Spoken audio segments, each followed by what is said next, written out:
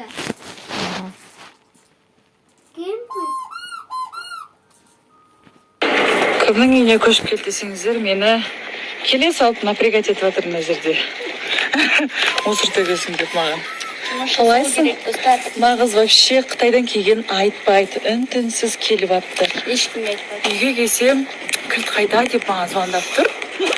Сөйтіп, короче, көшіп келдік. Маған еще бәрі жазып жатыр, сен үйінде қыздар. Қалған жоқ па деп ше. Мен просто ешкімге айтқан жоқпын, достар. Ben мусорканың жанында әңгіме айтқан сән ғой. Сол күндеріңіз сәтті өтсін. Бұйырса, бұл Біз қыз... енді бірге тұрамыз, достар.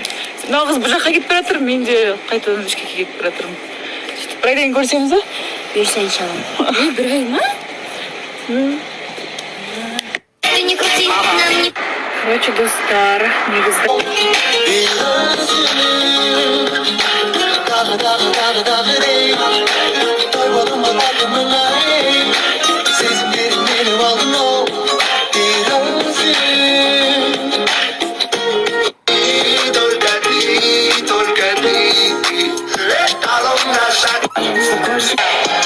как достар, эти қуаныш.